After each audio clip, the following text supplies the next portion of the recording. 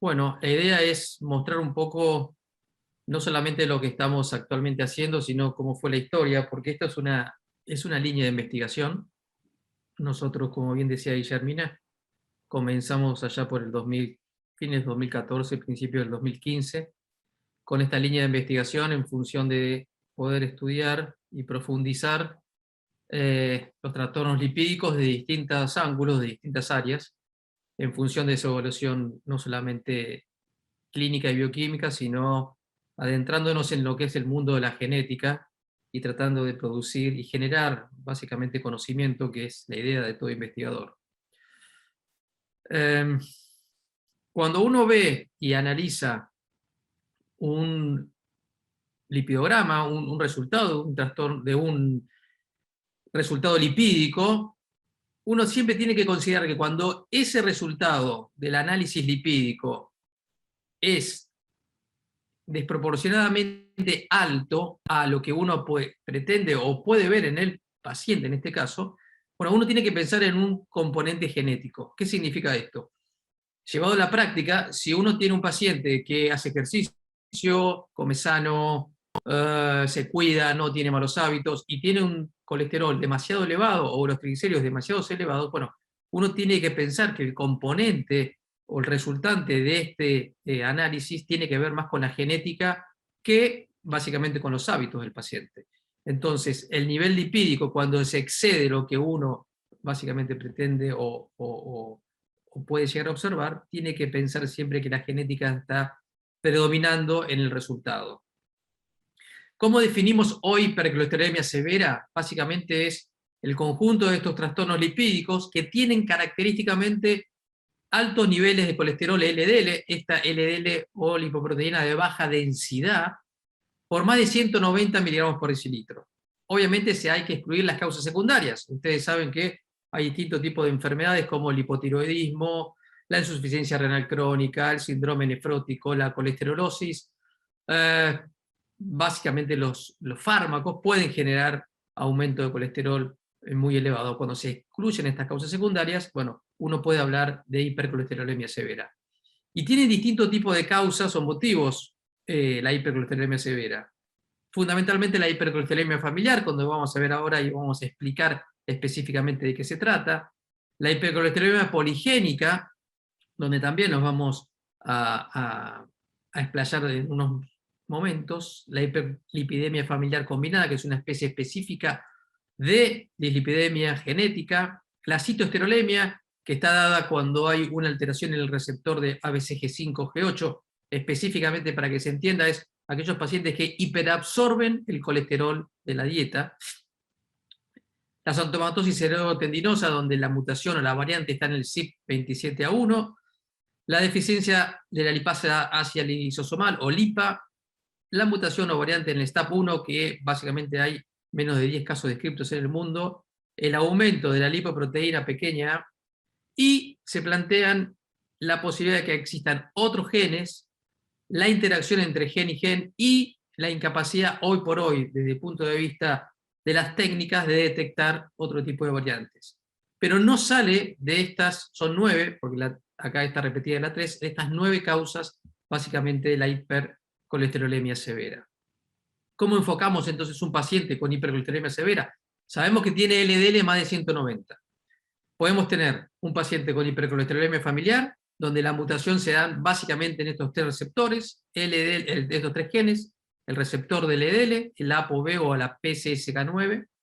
Podemos tener otros genes raros, a veces G5, G8, la citoesterolemia, la CYP27A1, como veíamos recién, la cerebrotendinosa, la LIPA, la STAP1 o LPA. Y podemos tener la poligénica. La poligénica, como vamos a ver en un rato, son pequeños polimorfismos, son pequeñas variantes, no es una enfermedad monogénica, que pueden explicar el fenotipo del paciente. Claramente, esto se puede solapar. Podemos tener pacientes con hipercolesterolemia familiar, con un score poligénico, con estos pequeños variantes sumados, y otros genes también sumados a este score poligénico. Esta revisión, básicamente, que es como la Biblia, digamos, de los trastornos lipídicos raros o complejos o severos, bueno, hablan que todo paciente que tenga LDL por encima de cierto valor como decíamos recién, se descartan las causas secundarias, se verifican signos clínicos como sarcoma sarcocorneal, bueno, y se termina utilizando la Next Generation Sequencing, que es una técnica genética para secuenciar genes, y como veíamos recién, básicamente se secuencian distintos tipos de genes para explicar básicamente el fenotipo de este grupo de pacientes. Siempre muestro este ejemplo, que a mí me llamó la atención allá por el 2012, vean esta nota, publicada en La Nación: tragedia en Italia, un jugador muere tras sufrir un infarto en pleno partido. Bueno, Morosini tuvo un ataque al corazón en medio del duelo entre Pescara y Livorno, fue llevado inmediatamente al hospital, fallece horas después, se suspende la jornada. Pero lo interesante y lo trágico de esto es lo que habla dentro de la nota. Dice: el desenlace de Morosini es una tragedia dentro de otra. Perdió a su madre cuando tenía 15 años de un infarto. 2 años después, a su padre por la misma causa. Sus 2 hermanos, varón y mujer, sufren de problemas cardíacos.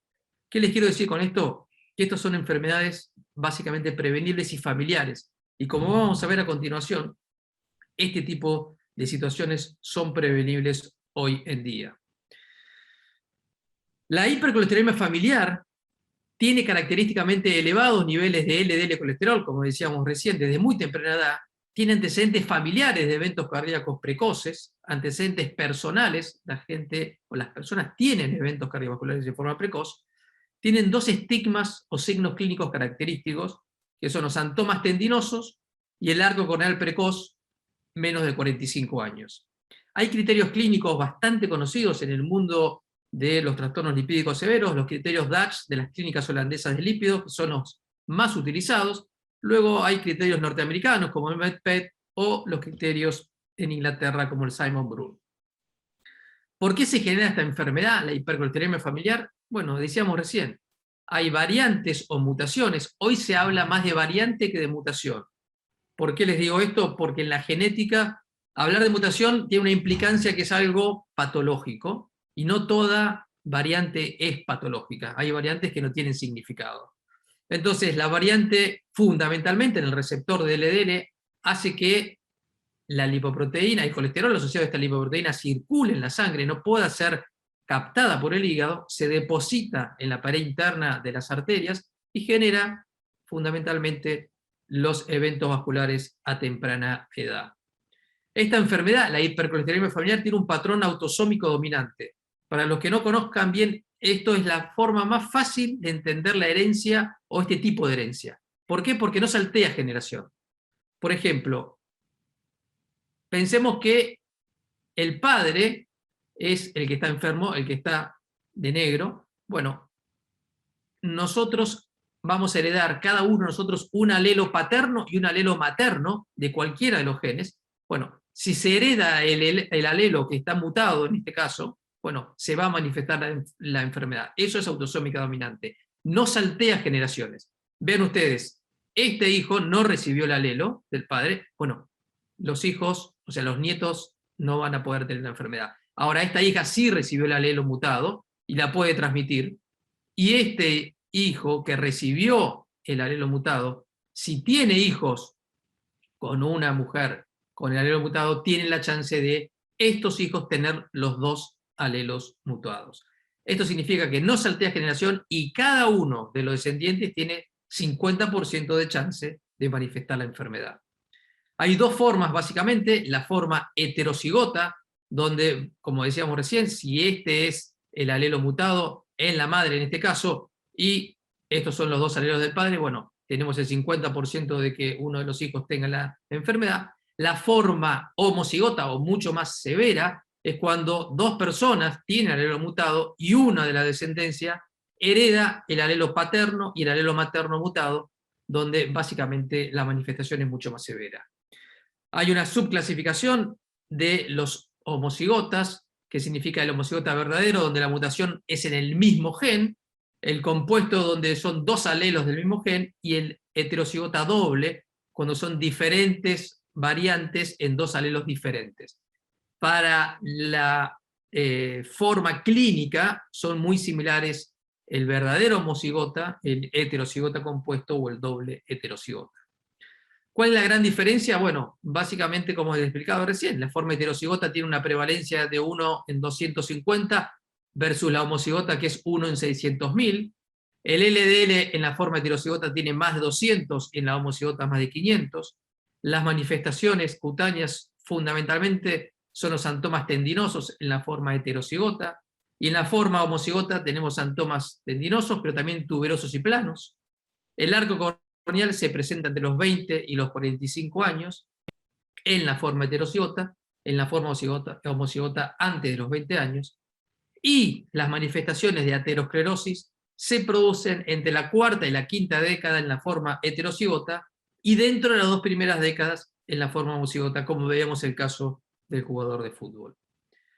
La prevalencia decíamos que es 1 en 250, y acá yo pongo esto porque comparamos otras enfermedades genéticas que son incluso de descarte obligatorio. El hipotiroidismo congénito, ustedes saben que se hace la prueba del talón en los recién nacidos. Bueno, la prevalencia del hipotiroidismo congénito es 1 en 3.000. La hipercolesterolemia familiar heterocigota es la enfermedad del metabolismo con más prevalencia que existe descrita en la literatura médica. 1 en 250 es la prevalencia que existe, mucho más frecuente que cualquier otro tipo de enfermedades genéticas, la autoesclerosis dominante, la enfermedad poliquística en el adulto, la exostosis múltiple, la enfermedad de Huntington, bueno, y el hipotiroidismo congénito, como vemos acá, 1 en 3.000. ¿Cuál es el riesgo de tener esta enfermedad? Que tiene 20 veces más riesgo de tener eventos cardíacos. Sin tratamiento, el varón a los 50 años va a tener el 50% de la chance de tener un evento, y la mujer a los 60 años va a tener un 30% de chance de tener un evento cardiovascular. Y una de las cosas más importantes, como vemos en este gráfico, es que uno puede cambiar la historia natural de esta enfermedad. Vean ustedes, esta flecha del medio es el LDL habitual de la población general, 130, y claro, a partir de la quinta década se empiezan a producir eventos cardiovasculares. Pero las formas de hipercolesterolemia, cuando manejan LDL de más de 200, 250 o 300, vean que las manifestaciones se empiezan a producir a partir de la segunda década. Pero esta flecha, básicamente, indica que esta historia natural de la enfermedad puede ser torcida. Podemos modificar la historia natural de la enfermedad si detectamos y si tratamos precozmente esta enfermedad. Hay diferentes estrategias descritas para detectar esta enfermedad. La screening universal en niños al momento de la inmunización, por ejemplo, cuando se va a vacunar al niño, se puede hacer un estudio genético, un estudio de LDL colesterol. No se puede hacer al recién nacido. Ustedes me preguntarán, bueno, ¿por qué no lo hacemos cuando se descarta la fenilcetonuria, el hipotiroidismo congénito? Porque los niveles de LDL se estabilizan al año, no se pueden hacer en los recién nacidos. Screening en urinarias coronaria, básicamente el paciente que se interna en urinarias coronaria con eventos cardíacos precoces es pasible de hacer una detección, o la búsqueda por antecedentes en la historia clínica electrónica, siempre sumado a lo que es la cascada. La cascada significa detecta un paciente y esto dispara, básicamente, la detección obligatoria en padres, si son niños los detectados, hermanos, incluso hijos, si son los padres los detectados. Cualquiera de estas estrategias es costo efectiva, y específicamente ya hay registros locales e internacionales de distintos tipos de detección de hipercolesterolemia familiar. ¿Cómo hacemos cuando detectamos un paciente? Bueno, hay modelos de distinto cuidado. Cuando se detecta el caso índice es el paciente que tiene la enfermedad, bueno, básicamente se hace el screening en cascada, como decíamos recién. Si es pasible, se puede hacer el test genético. Se hace un diagnóstico y seguimiento cercano. Si hay que acoplar específicamente el tratamiento terapéutico, y existe la necesidad de una organización en cuanto a la atención sistemática de este paciente, porque son pacientes de altísimo riesgo cardiovascular. Estas son distintas iniciativas, tanto regionales como internacionales. Remarco la FHSC, que es la iniciativa de la Sociedad Europea de Aterosclerosis, donde formamos parte en Argentina como país colaborador, y básicamente la red iberoamericana de hipercolesterolemia familiar, donde también no solamente Sudamérica, sino España y Portugal forman parte, y nosotros formamos parte de estas dos estrategias de detección y de registro de hipercolesterolemia familiar. Les hablaba hace un rato del diagnóstico clínico, de los criterios que existen, y estos son los criterios, como yo les decía, de las clínicas holandesas de lípidos. Básicamente tiene 4 simples criterios. La historia familiar, si el paciente tuvo familiares de primer grado con eventos cardíacos precoces, o familiares de primer grado con arco corneal o con santomas, o con LDL elevados. La historia personal del paciente, si tiene antecedentes vasculares precoces.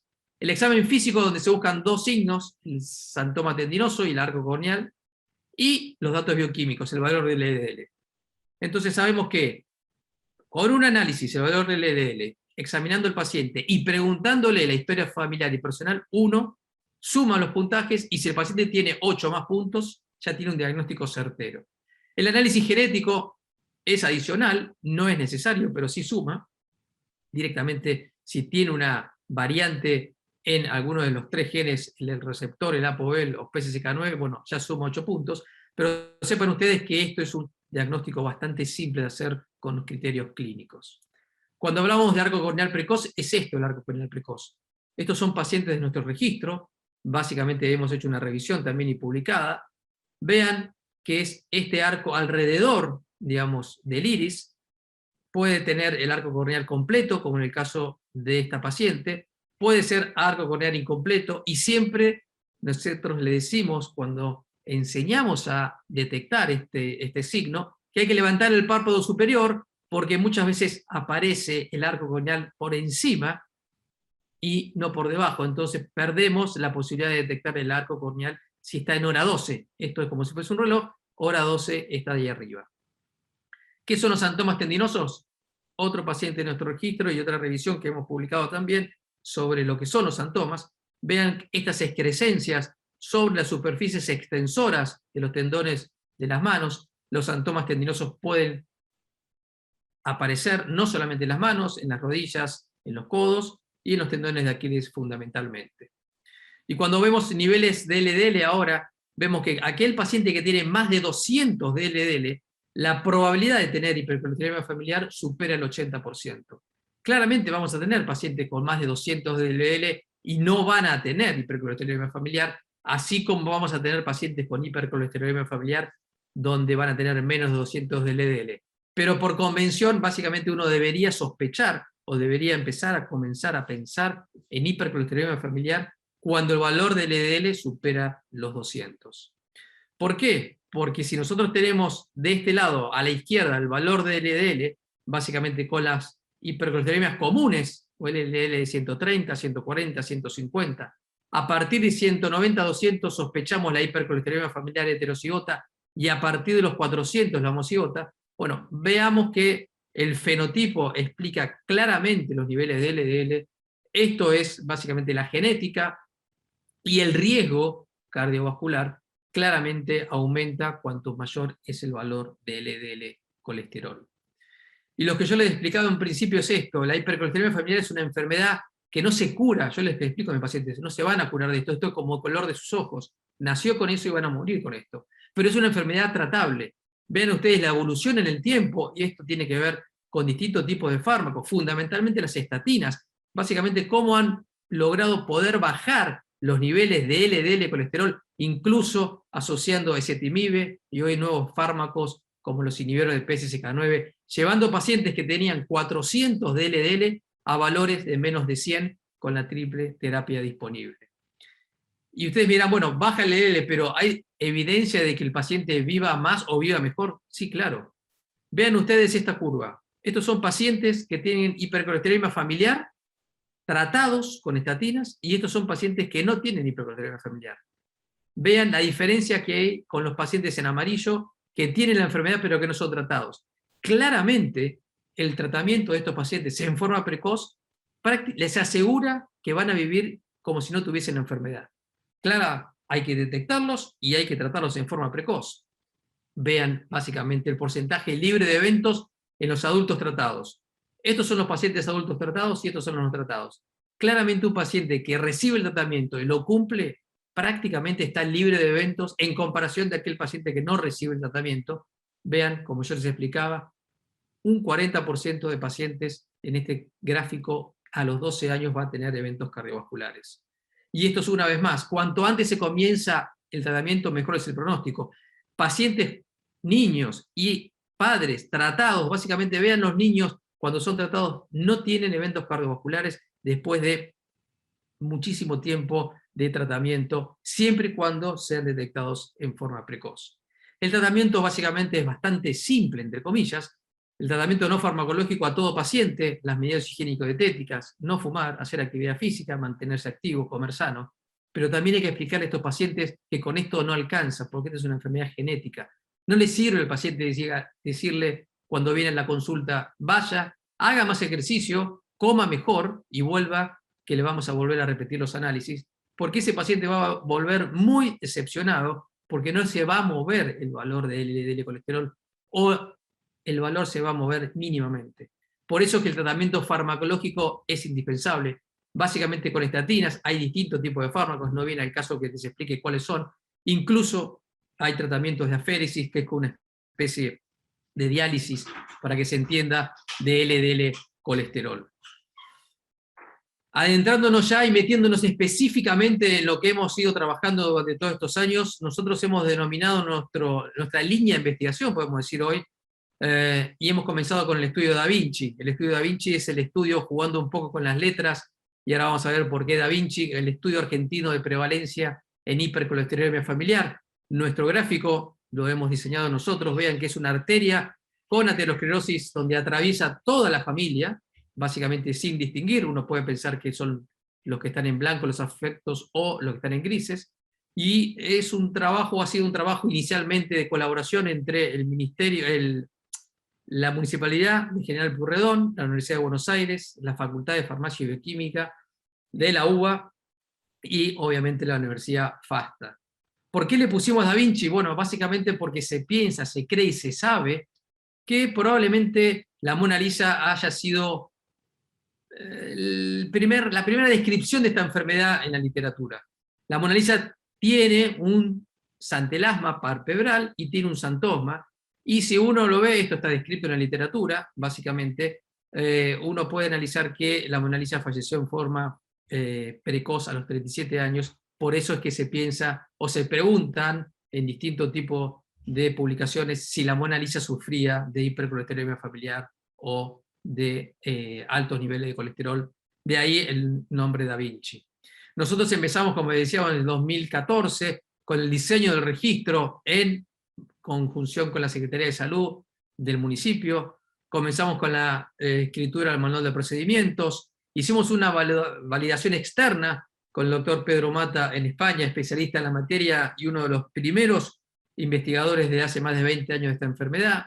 Lo presentamos claramente en distintos comités de ética locales en la universidad como en la UBA.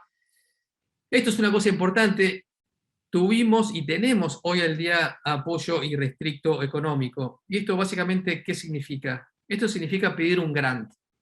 Pedir un grant es pedir un apoyo, y esto está muy, pero muy popularizado en otros tipos de países, no solamente de Europa, sino en Estados Unidos. Uno realiza un proyecto, lo presenta, digamos, pide a distintos farmacéuticas o al Estado o a distintos tipos de organizaciones que apoyen en este sentido el estudio, y crean que no, es un largo, pero largo trayecto, pero nosotros hemos renovado 3 veces nuestro apoyo con distintas entidades que nos han apoyado. Esto claramente tiene una serie de requisitos que hay que cumplimentar. Nosotros tenemos que presentar cada X cantidad de tiempo, tenemos los denominados deadlines, cada X cantidad de meses, cómo va el avance de nuestra investigación. Estamos sometidos continuamente a chequeos en función del seguimiento del estudio, y obviamente tenemos que presentar al final los informes y las publicaciones al respecto. Es irrestricto porque ellos no se meten, básicamente, y es lo que nosotros pedimos claramente cuando pedimos el apoyo en la investigación. Nosotros somos totalmente libres de manejar la investigación siempre y cuando complementemos con lo que pautamos originalmente. y luego se conformó el equipo allá en el 2014. Posteriormente, estos fueron los distintos años donde hemos empezado con el trabajo de campo, con reuniones presenciales una vez al mes, en 2015, recolección de datos y presentación. Empezamos a presentar los resultados de 2016, lo mismo hicimos allá por el 2017, llegando a 150 pacientes. Bueno, básicamente todos los años hemos ido haciendo trabajo de campo, presentaciones y publicaciones, como vamos a ver ahora. En Argentina, básicamente con más de 41 millones de habitantes, con esa prevalencia que yo les explicaba de 1 en 250, pensamos que hay 150.000 pacientes afectados. Y en Mar del Plata, según el último censo, que había 621.000 pacientes, tendríamos que tener 2.500 pacientes afectos. Como les decía recién, esto es un estudio colaborativo, es un registro colaborativo entre la municipalidad, la UBA y FASTA, y lo que hemos hecho, básicamente, hasta que comenzó la pandemia, luego tenemos actualización, pero agarramos la base de datos en un principio de 2012 al 2015 de la Secretaría de Salud, buscando y viendo valores de colesterol total y LDL, poniendo un punto de corte, adultos mayores de 18 años que tengan colesterol más de 300 o LDL más de 190, de 51.000 registros encontramos casi 2.000, bueno, y empezamos a citarlos y empezamos a evaluarlos. Los llamamos por teléfono, les decíamos, explicábamos, había un protocolo, obviamente, de explicación de por qué estábamos citándolos, evaluándolos, y en el SEMA, en el principio, los citábamos a cada uno de estos pacientes, le hacíamos un examen clínico completo, un examen físico completo, historia familiar, y le sacábamos una muestra de sangre. ¿Qué hacíamos con esa muestra de sangre? Un perfil lipídico común, básico, colesterol, triglicéridos, HDL y LDL, ampliado, medíamos ApoB, ApoA1, lipoproteína pequeña, descartábamos causas secundarias, hipotiroidismo, colestasis, insuficiencia renal, y extraíamos una muestra para luego separar el ADN. A todos le hacíamos los criterios Dutch. ¿Qué resultados tuvimos o obtuvimos? Bueno, básicamente un 14% de pacientes con hipercolesterolemia definitivo según criterios Dutch, 11% probable, 50% posible, y había un 22% improbable. Ven ustedes qué interesante, de estos números de pacientes, de los 214 finalmente analizados, había 12 pacientes que tenían causas secundarias, 6 con hipotiroidismo, incluso TSH mayores a 100, 4 con colestasis y 2 renales crónicos. Bueno, 51% la edad promedio, 70% mujeres. Esto tiene que ver con la respuesta al llamado telefónico. Sabemos que hay un sesgo acá. 314 de colesterol total y 218 de LDL en promedio. Llamativamente, solamente el 40% de los pacientes estaba con estatinas. 4 de cada 10 pacientes con LDL más de 190 o colesterol mayor a 300 estaban con estatinas. 2% con altas dosis de estatina y 7% alcanzaban un LDL de menos de 100. La estatina más utilizada en nuestro registro era la atorvastatina de 10. Sepan que este fue un estudio que inicialmente se comenzó en el SEMA, donde en ese momento el municipio y la provincia otorgaban la atorvastatina de 10 como fármaco hipolipemiante para dar 40 miligramos. El paciente debería tomar 4 comprimidos de 10, porque no hay o no había en ese momento atorvastatina de 40 miligramos. Y lo que hemos encontrado era que el 20% de los pacientes tenían un familiar de primer grado con eventos ya cardíacos precoces, un 15% tenían familiares con LDL mayor del 85% del percentilo, 8% con enfermedad cardiovascular ya establecida, 3% con enfermedad cerebral o periférica, 3% con santomas y el 10% con arco corneal.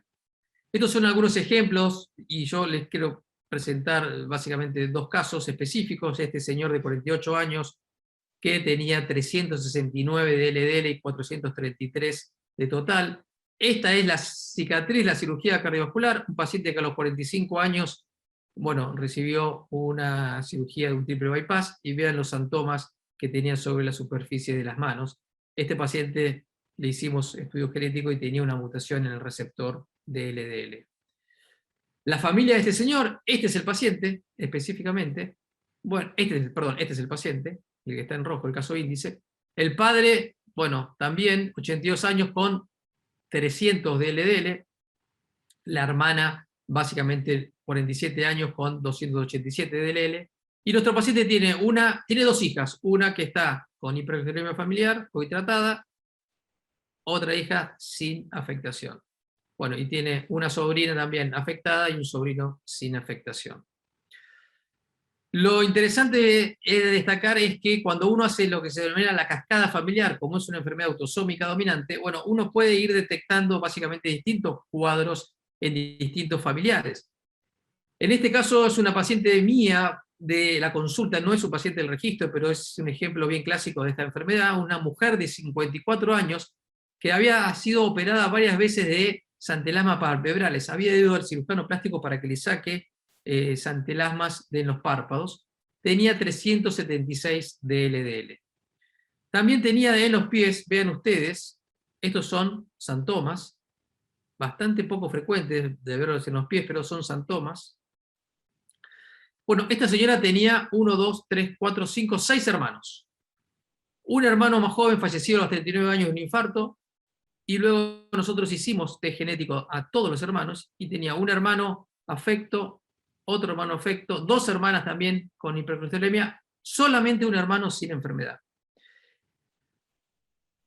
Seguimos avanzando en esta familia y vemos que tenía una sobrina hija del fallecido hermano, también con enfermedad, con la mutación, una de las dos hijas de la paciente con la enfermedad, y luego avanzamos hasta llegar a un sobrino nieto, de 4 años de afecto, y una sobrina de 6 meses también de afecto, todos con estudios genéticos realizados.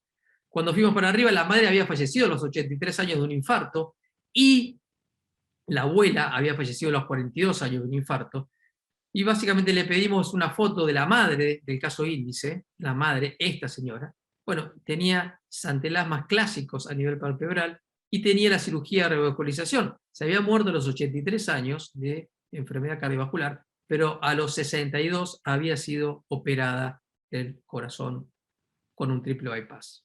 Este es uno de los hermanos, vean, santelasmas palpebrales, arco corneal, 348 de LL y santomas tendinosos bien clásicos. Esto no es común de ver, básicamente cuando nosotros los presentamos afuera, estos casos se alarman, se sorprenden porque no es común de ver estos santomas.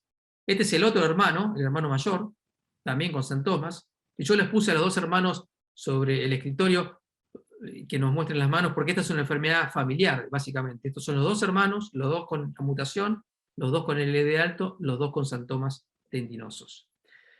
Interesantemente, al hermano más chico, vean acá el arco corneal, que tenía 348 de LDL, y su santelasma, bueno, llegamos a 84 de LDL con tratamiento, este paciente recibió un inhibidor de PCSK9, y hubo regresión total, básicamente, del santelasma palpebral. Este es el mismo paciente luego de ser tratado. Y miren lo que pasó con los santomas, también desaparecieron, la misma mano. Esto tampoco es una cosa habitual de ver, y esto está reportado y lo hemos publicado, la desaparición de los santomas tendinosos cuando el paciente logra LDL por debajo, en este caso, de 100 miligramos por decilitro. Nuestra prevalencia, luego del estudio de Da Vinci, es de 1 en 292. Yo le mostraba que era la prevalencia 1 entre 250 y 300, bueno, nos dio similar a otras series en el mundo. Estas son las otras series en el mundo publicadas, una en 311, una en 313, 11 millones de sujetos, por ejemplo, en este metaanálisis a nivel del mundo, publicado hace escaso tiempo, 2 años, a nosotros nos da 1 en 292, muy similar. Esto hizo, nuestro estudio disparó distintos tipos de estrategias con AREC, que es básicamente la asociación que reúne a los residentes de cardiología a nivel de la Argentina. Bueno, disparó básicamente el relevamiento en distintos centros de la Argentina, formalmente secundario a nuestro estudio Da Vinci. Y esto nos permitió a nosotros, no solamente como estudio local en Mar del Plata y en la zona, sino como Argentina, participar de distintos tipos de estrategias y de registros a nivel mundial.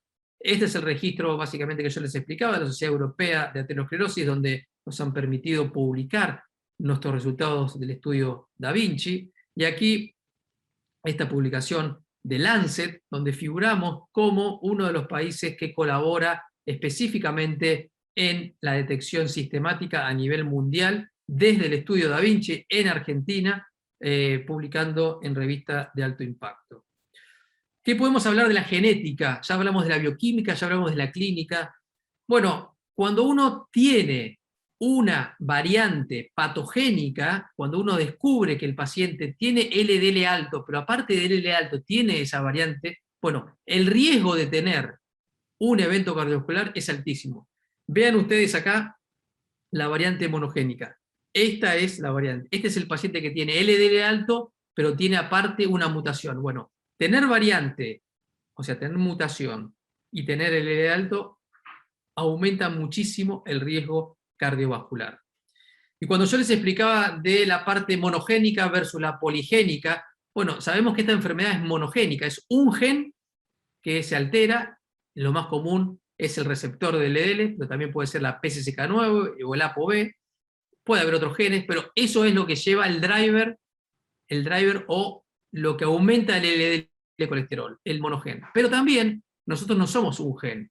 Y el LDL no solamente depende de la parte monogénica, sino de estos, como yo les explicaba, polimorfismos de nucleótido único, en inglés es SNPs, SNP, que son pequeños variantes que no tienen tanto impacto, pero pueden sumar y llevar aún más el LDL. Entonces uno puede tener la forma monogénica sumado a la forma poligénica. Nosotros pudimos, en base a la actualización de nuestro trabajo posterior luego de los 3 primeros años, hacer un panel genético ampliado en cada uno de nuestros pacientes. No solamente buscar los 3 genes monogénicos más frecuentes, sino, vean ustedes, buscamos los genes más raros, como yo les decía, el STAP1, el LIPA, la cerebrotendinosa, la citoesterolemia, y también genes asociados a HDL bajo, a HDL alto o a triglicéridos elevados. 23 genes pudimos analizar en nuestros pacientes. Y no solamente eso, también buscamos lo que es lo poligénico, lo que yo les decía recién, los SNPs, y buscamos cuáles eran los SNPs más frecuentes descritos en la literatura.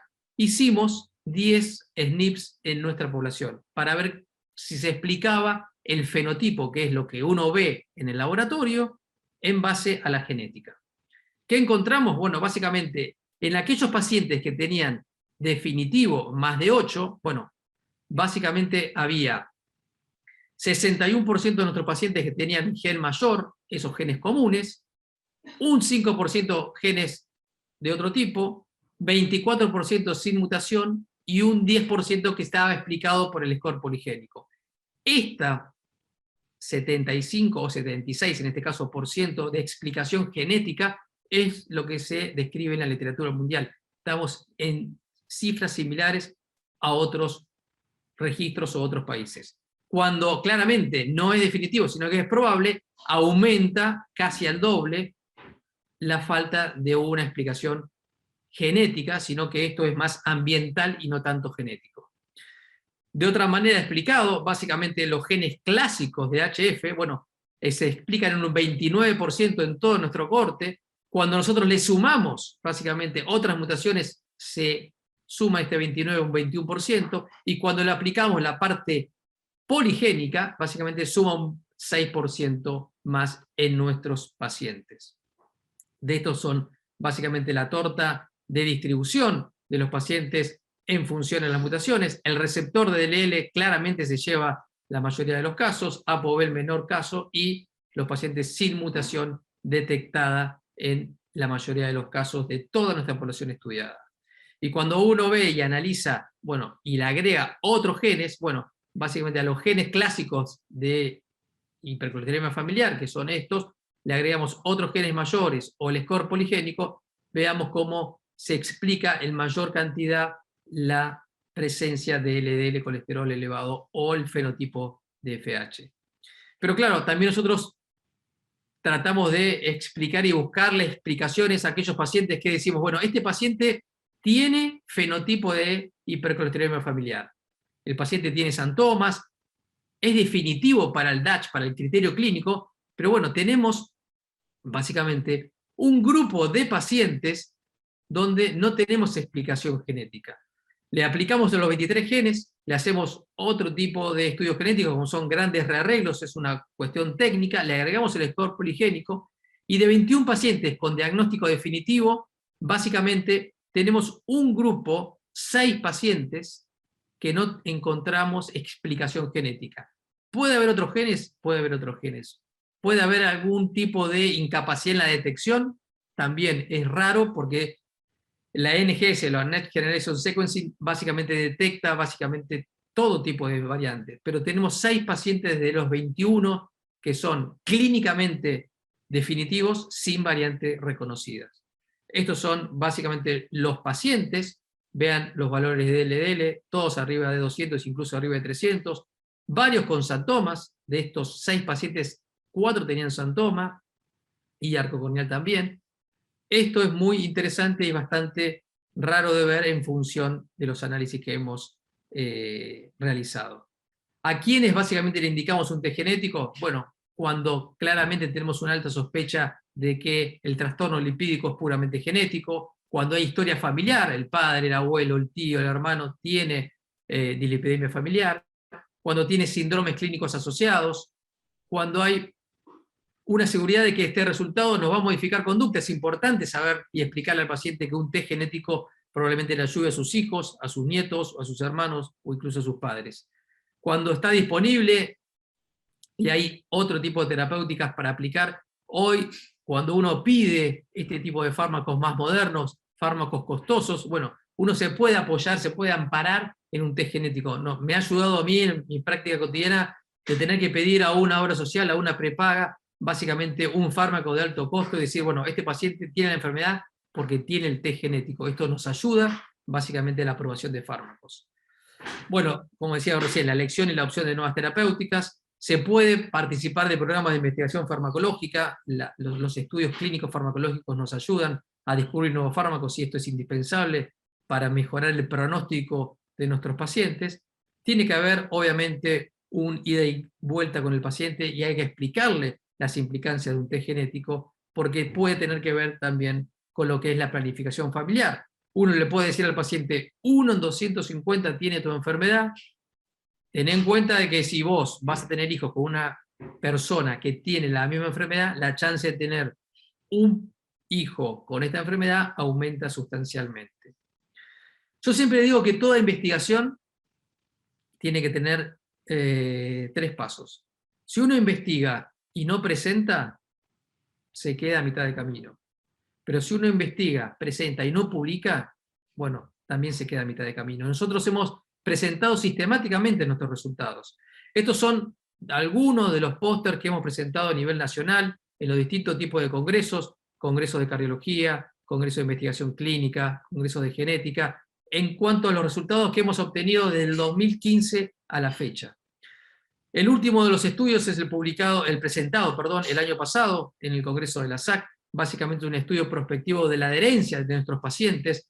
Sabemos que a partir del año que uno le indica al paciente, usted tiene un trastorno genético de colesterol alto, tiene que tomar esta pastilla, los pacientes por distintos motivos la abandonan, y nosotros quisimos averiguar básicamente en nuestros pacientes ¿qué pasaba con eso? Que nosotros le dijimos en el 2015 o 2016, tome la medicación, señor, usted tiene esta enfermedad, señora, tiene que tomar la pastilla.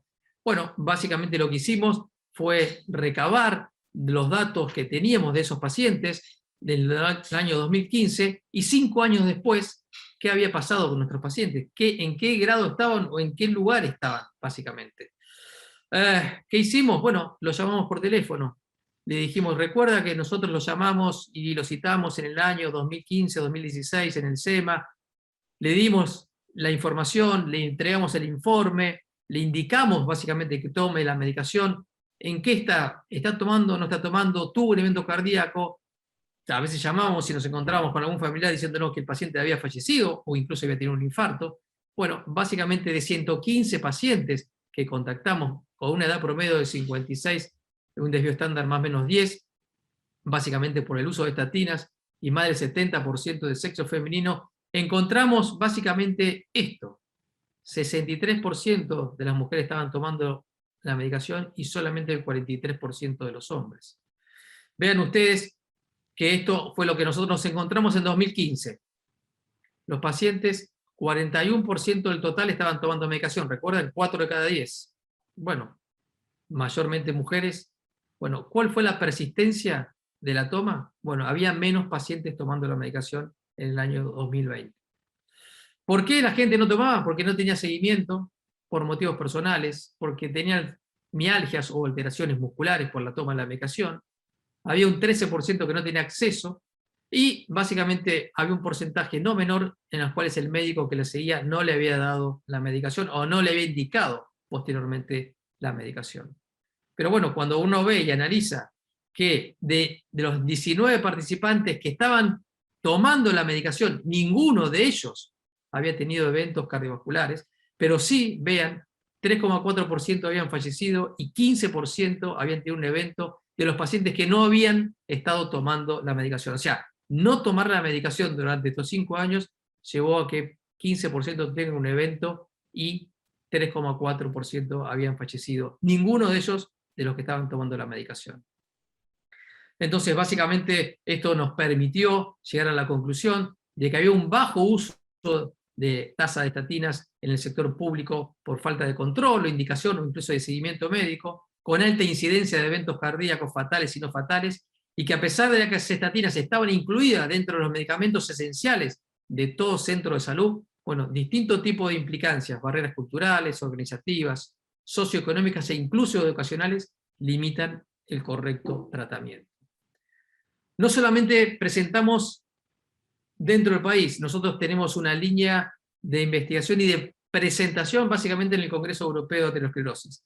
Primera presentación en el año 2016 en Innsbruck, Austria, llevamos nuestro póster básicamente presentando los resultados de la alta prevalencia de hipercolesterolemia en el estudio Da Vinci, y presentamos en el 2016 nuestro primer póster a nivel internacional.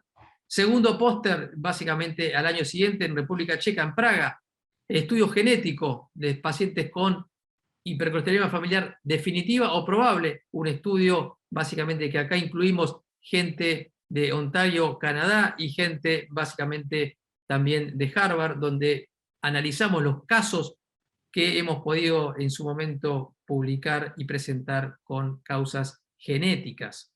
Y así sucesivamente, como decíamos recién, el primero en Innsbruck, luego en Praga, bueno, siguieron los estudios básicamente en Lisboa, en Maastricht, y todos estos años en forma consecutiva hemos publicado 16, 17, 18 y 19. Esto nos llevó a recibir uno de los premios en uno de los congresos, básicamente cuando presentamos los estudios genéticos de causas probables y definitivas de hipercolesterolemia familiar en Argentina. Eso fue en el año 2017. Este es el póster que lamentablemente no pudimos llevar porque nos agarró pandemia, esto 2020, el score básicamente genético de pacientes con hipercolesterolemia familiar, y es lo que yo les explicaba. Aplicamos a nuestra población esos scores poligénicos, esos pequeños polimorfismos de nucleótido. Este fue publicado, fue presentado básicamente online. Esto fue en el año 2020. Y esto también fue 2021 online. En este caso lo presentamos en función de si algunas partículas que se denominan remanentes de colesterol, una subpartícula de LDL, bueno, podría también participar o estar elevado en los pacientes con hipercolesterolemia familiar. Este fue el último trabajo presentado a nivel internacional el año pasado en manera online por el grupo de investigación de FASTA y la Universidad de Buenos Aires, desprendiéndose de resultados del estudio Da Vinci. Si Dios quiere, en unos días estamos viajando a Milán para presentar sí online, sí presentar in situ 2 pósters, básicamente los efectos de la modificación farmacológica en los niveles de PCSK9 en nuestro grupo de pacientes en Argentina, y la utilización de estatinas en pacientes con hipercolesterolemia severa, las diferencias o los gaps que existen en cuestión de género y eventos cardiovasculares. Esos son 2 póster que se presentan a partir del 22 de mayo en el Congreso Europeo de Aterosclerosis a realizarse en Milán en un par de semanas. Como yo les decía, hay que investigar, hay que presentar, pero hay que publicar. Y sin publicación esto también es como una mesa de dos patas. Y es así como nosotros intentamos siempre publicar en revistas indexadas en PubMed, en revistas de alto nivel de impacto. Vean ustedes, Journal of Clinical Lipidology, probablemente de las revistas con mayor índice de impacto en nuestra especialidad. Estudios preliminares de variantes genéticas en Argentina, publicamos en el año 2017 también. Manifestaciones clínicas y moleculares de pacientes con hipercolesterolemia familiar en Iberoamérica. Esta es nuestra publicación insignia, básicamente donde publicamos específicamente en aterosclerosis, que tiene incluso mayor índice de impacto que el Journal of Clinical Lipidology, donde presentamos nuestros resultados y nuestra prevalencia conjuntamente con todo el grupo de investigación.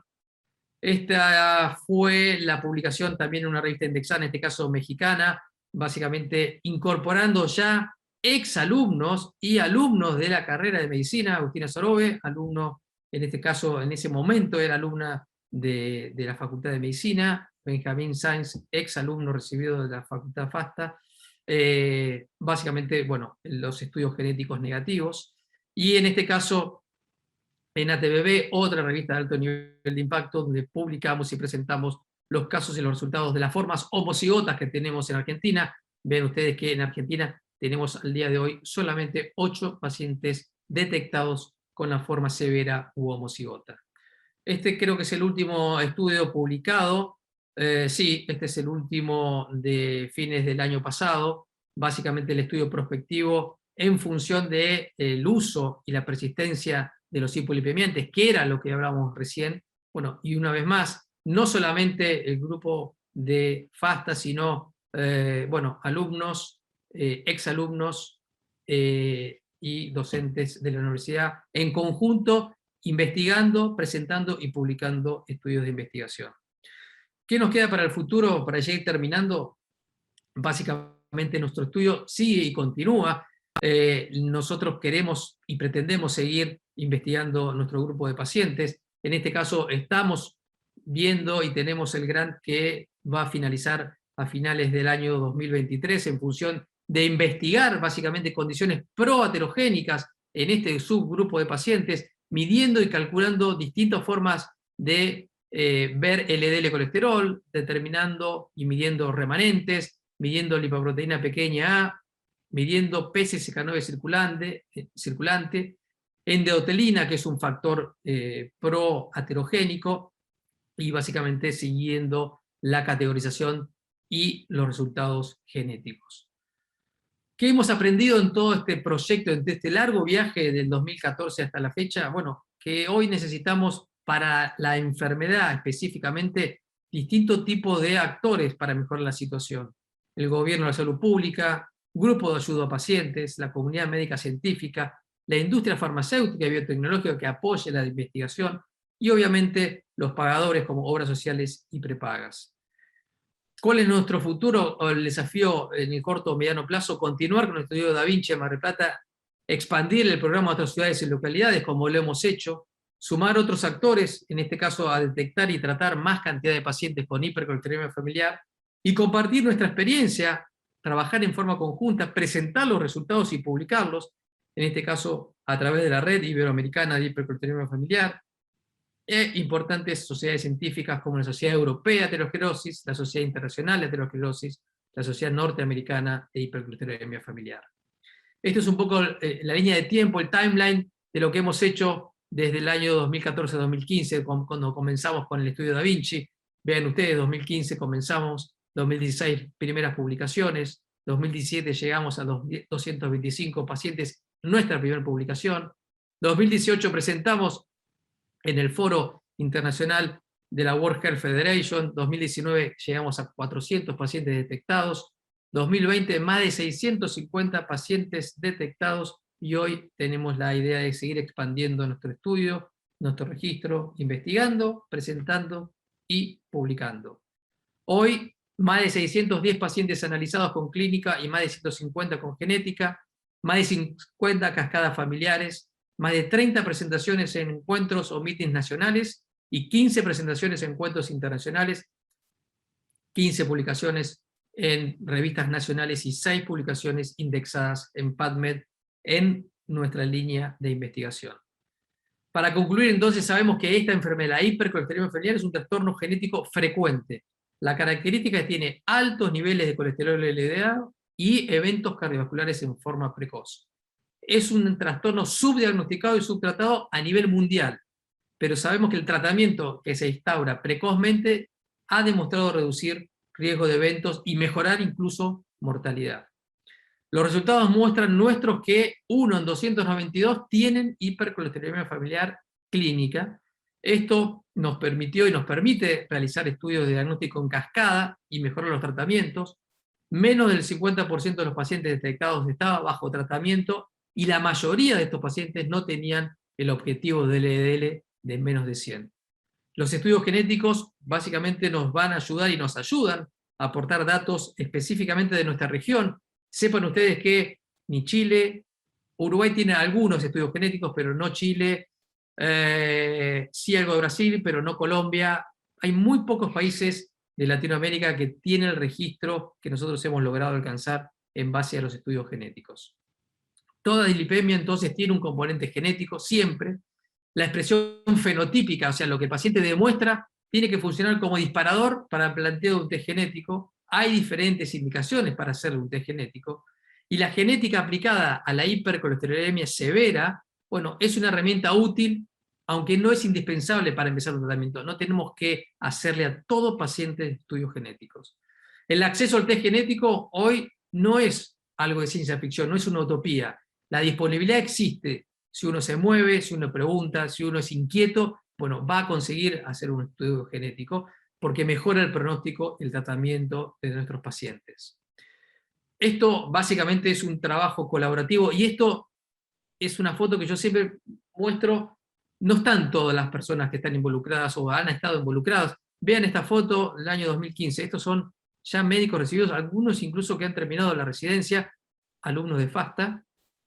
Esto es en el SEMA cuando comenzamos. Nuestra genetista, nuestra bioquímica especializada en Buenos Aires, la gente de Portugal, estos son del estudio básicamente genética, donde nosotros nos hacen específicamente la genética, ellos trabajan en hipercolesterolemia familiar en genética, y bueno, Gabriela y Laura, que son básicamente las dos encargadas en Buenos Aires de la UBA y en la Facultad de Farmacia y Bioquímica en uno de los congresos presentando nuestros trabajos. Me gustaría terminar con esta frase que siempre la presento y la comento, que el que no investiga no tiene nada que enseñar. Uno tiene que ser inquieto, tiene que investigar, tiene que hacerse preguntas y tiene que tratar de motivar básicamente a los que están al lado suyo, a los que están encima suyo, pero fundamentalmente a los que están debajo. Y no hablo de algo piramidal. Debajo digo al alumno, al médico recién recibido o al estudiante de medicina. Bueno, este creo que fue mi último slide. Muchísimas gracias por su atención. Voy a dejar de compartir y voy a, bueno, básicamente estar abierto a cualquier tipo de duda, inquietud o consulta que quieran hacerme sobre nuestro trabajo.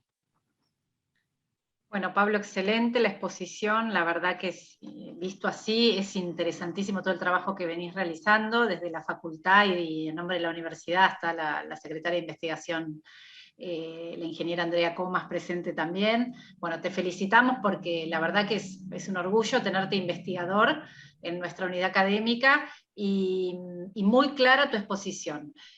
No sé si hay alguien que quiere hacer alguna pregunta. Andrea, ¿querés agregar algo?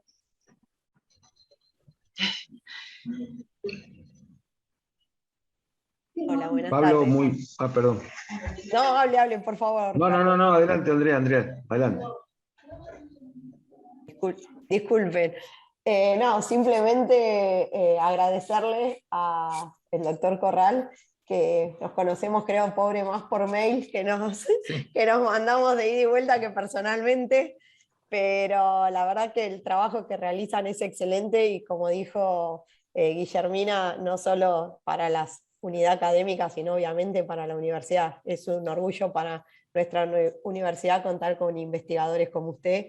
Y creo que lo que decía en la última Filmina es súper importante, que la investigación llegue a nuestros alumnos, que se pueda volver a las cátedras y que incentivemos a nuestros alumnos a investigar, y más con la pasión que usted lo hace, porque realmente yo cada vez que lo escucho no entiendo nada de todas las palabras raras que habla, pero tiene una pasión con su investigación que es increíble y lo explica tan claro que nos hace que entendamos esas palabras raras. Así que yo creo que para los alumnos debe ser un orgullo contar con usted en las cátedras y en su grupo de investigación.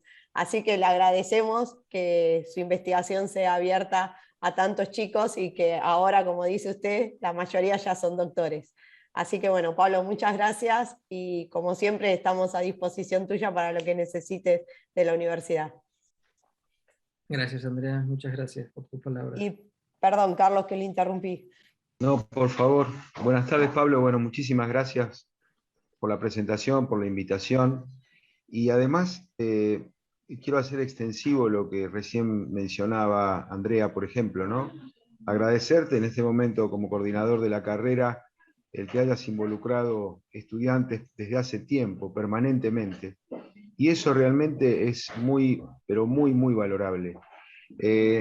Transformar la investigación en un hábito y en ese hábito generar un círculo virtuoso, como vos señalaste, el que no investiga no enseña, ¿no es cierto? Y creo que meterle eso en la cabeza a los estudiantes es fundamental. Más allá del tema del que se trate y que verdaderamente desde que vos empezaste con esto, siempre es remarcable verdaderamente la pasión con lo que lo haces, como se mencionaba recién, ¿no? Y transmitís desde la pasión interés. Y además la pasión transmite preguntas, ¿no? Vos sabés que a mí el tema me interesa desde hace mucho tiempo. Obviamente nunca lo abordé con la profundidad, digamos, y al nivel en el cual vos lo llevaste. Lo miré como médico clínico interesado en el tema.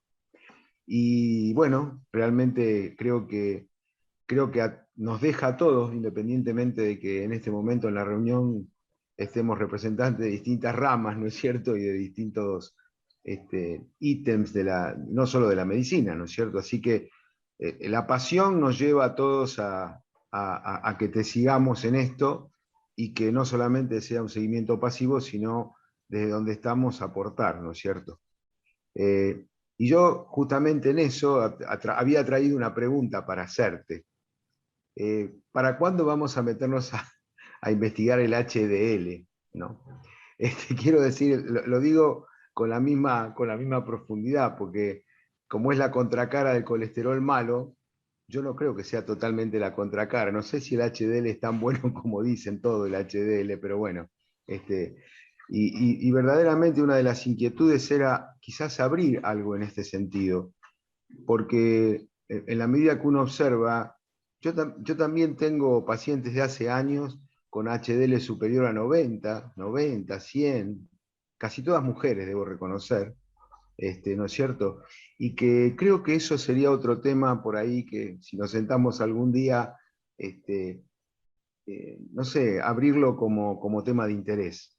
Yo recuerdo que uno de los primeros libros de lípidos que leí fue un libro de Thompson, un libro blanco chiquitito, donde decía que si uno tenía un paciente con HDL mayor de 90, no me acuerdo, bueno, olvidarnos de después controlar los lípidos porque uno nunca iba a tener ningún trastorno. Y me parece que era una mirada interesante, digamos, como una observación inicial, pero que merece quizás que la miremos con un poco más de detenimiento. Así que te lo tiro en la mesa, porque ya del LDL y de la genética creo que ya está la cosa en marcha, ya es un tren que viene a 150 km/h sin parar, así que gracias, Sí, Pablo. Carlos, gracias por tu pregunta y por tus palabras. Vos sabés bien que el LDL fue la gran desilusión después de haber demostrado con fármacos que aumentaban el 150% del LDL. Hubo un grupo de fármacos en los inhibidores CETP, básicamente que aumentaban a niveles atmosféricos, básicamente el HDL, perdón, y se demostró que básicamente que no tiene ningún impacto clínico. Aumentar el HDL de esa manera, por lo menos artificial, no tenía ningún tipo de impacto clínico. Y hoy se sabe que no es un factor de riesgo tenerlo bajo, ni es un factor protector tenerlo alto, sino que es un marcador. Entonces, hoy incluso hay revisiones creo que fue publicada hace 10 o 15 días, pacientes con altos o muy altos niveles de HDL, más de 100, bueno, pareciera ser que la curva comienza a dar la vuelta y empieza a ser deleterio, o empieza a ser no beneficioso, porque acá lo importante del HDL es medir funcionalidad, no concentración, o sea, cómo funciona ese HDL, cómo barre ese HDL el colesterol, cómo hace el transporte reverso, ¿no es cierto?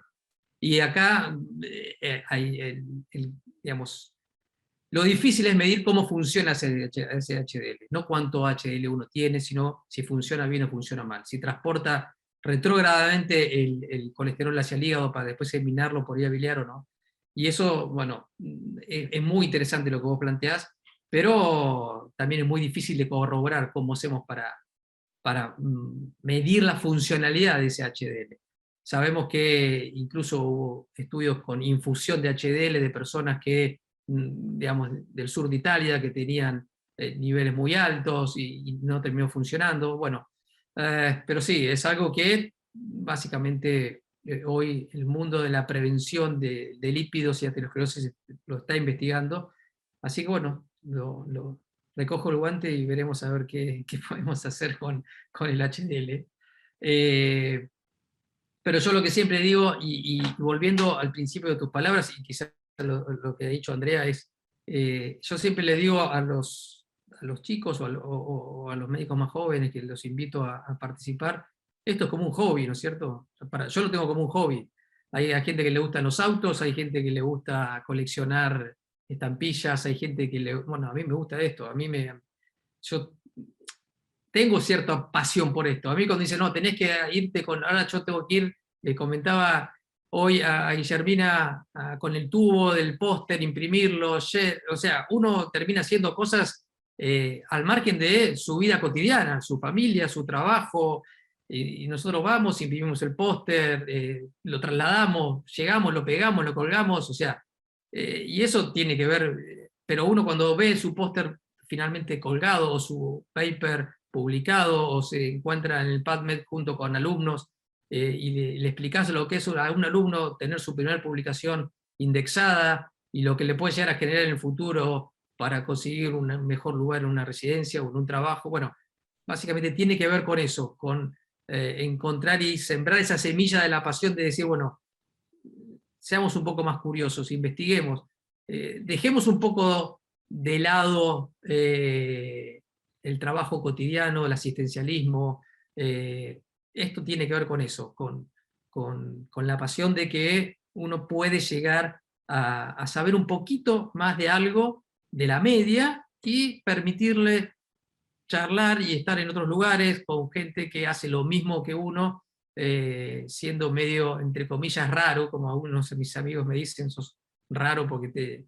Pero bueno, es lo que a uno le gusta, lo que uno le encuentra como cierto grado de pasión, y como ya le digo, a quien le gusta coleccionar autos antiguos o ver películas o series, a mí me gusta investigar y saber un poquito más de esto que lo hacemos hace tantos años con tantas ganas, ¿no es cierto? Bueno, yo soy Paula Alejandra Pereira, soy la nueva profesora titular de Bioquímica en Medicina. Y bueno, me encanta, yo soy investigadora también, pero en la Universidad de Mar del Plata. Y bueno, creo que para los estudiantes de primer año, le voy a usar, justo estuve hablándolo con Carlos también, vamos a hablar de temas de seminarios para que los chicos presenten ellos y vayan aprendiendo a exponer y buscar información, y creo que poder presentar el trabajo de un investigador al que se lo pueden cruzar por la calle. Normalmente uno lee el doctor Bodenstein, Finkelstein, finlandés, estadounidense, alemán, ¿viste? Y dice, no.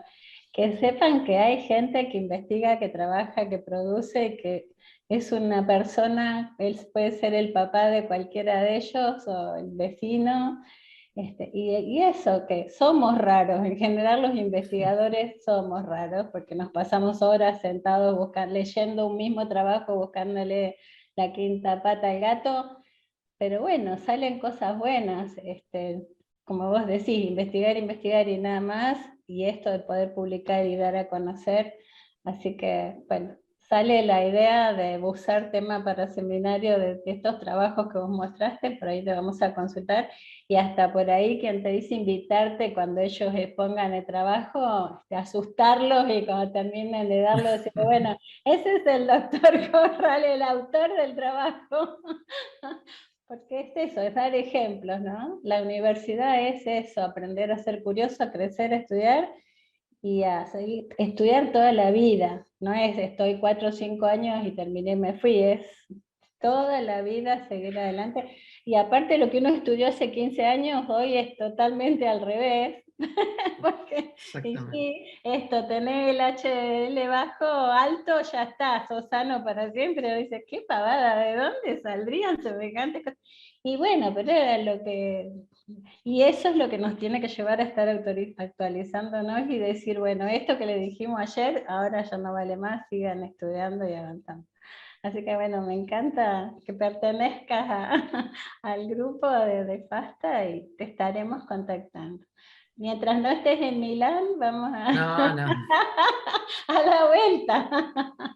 No, pero el mensaje, como vos decís, o sea, el mensaje que tiene que bajar es, se puede hacer investigación, o sea, tampoco uno necesita ir hasta hacer un estudio genético ni conseguir dinero.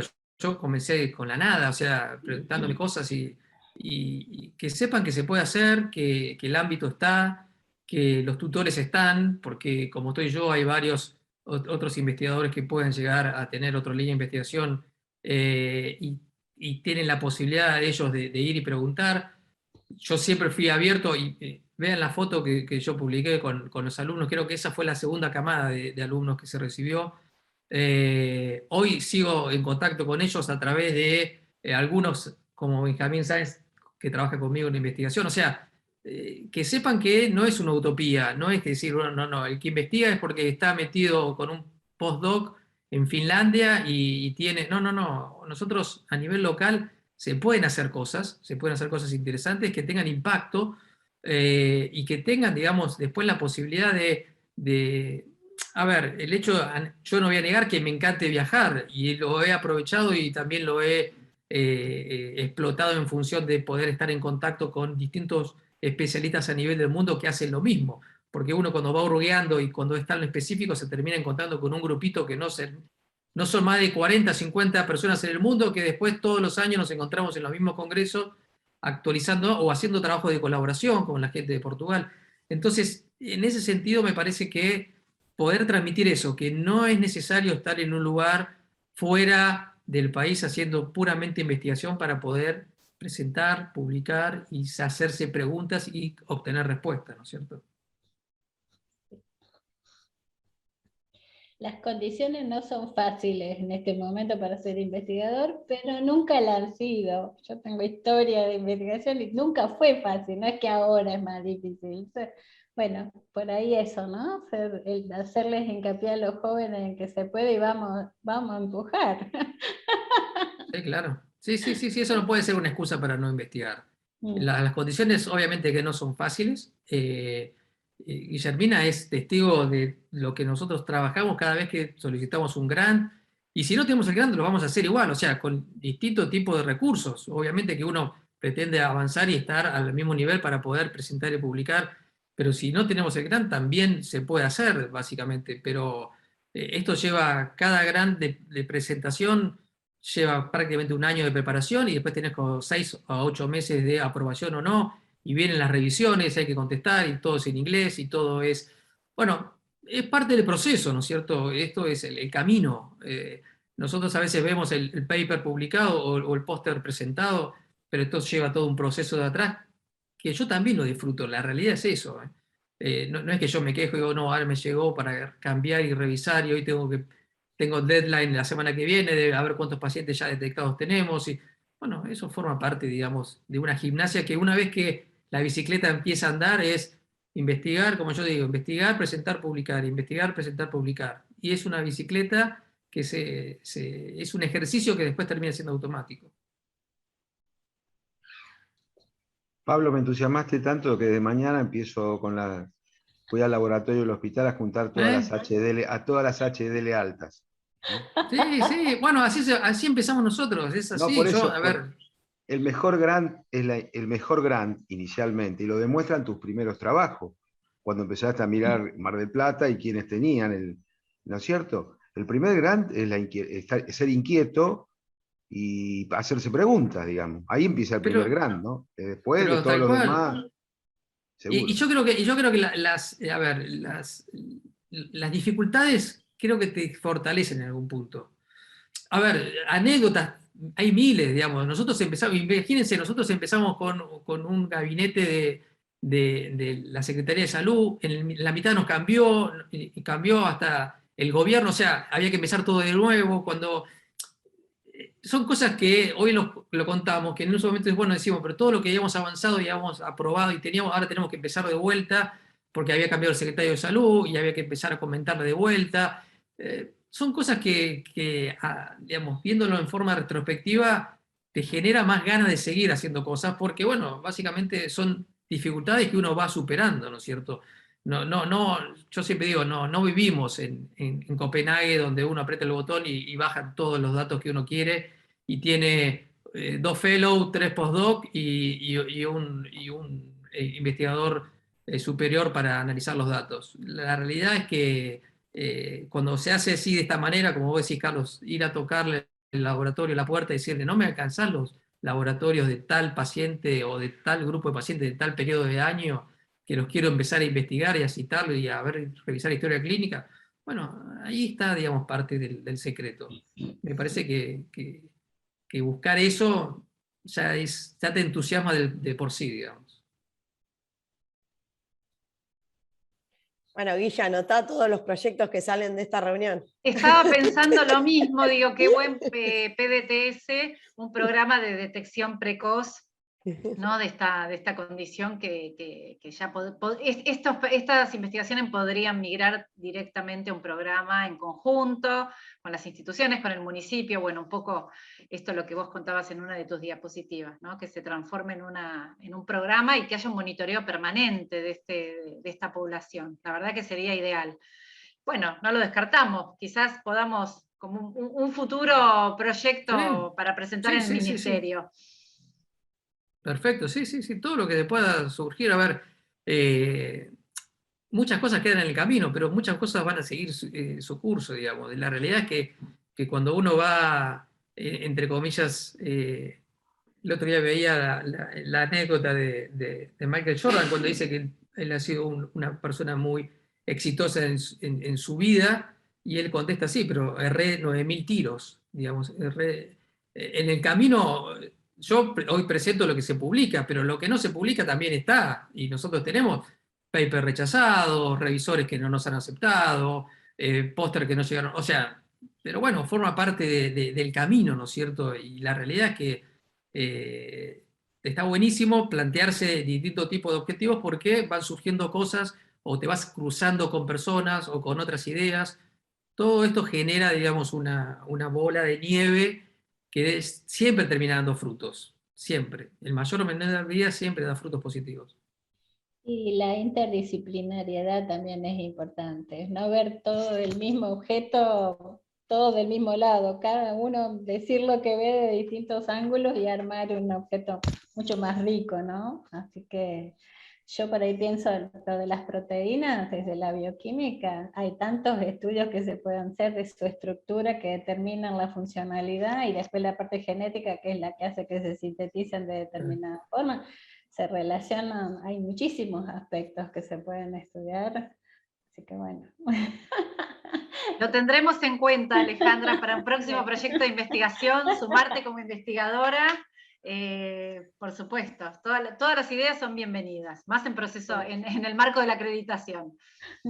Sí, Pablo, me hacías acordar con esto que vos decías de Michael Jordan, lo que me dijeron a mí una vez, un queridísimo maestro que yo tuve, que en realidad el camino en la investigación científica y en la medicina, como un desprendimiento en muchas de sus prácticas de la investigación, había que tomarlo con el término derrotero, pero el derrotero en la acepción náutica de la palabra, no de la derrota, sino de entender el derrotero, que a veces no es digamos, recto, sino que tenías que buscar la costa segura, la costa sin viento, etcétera, etcétera, ¿no? Pero que había habido en el medio otras cosas, ¿no?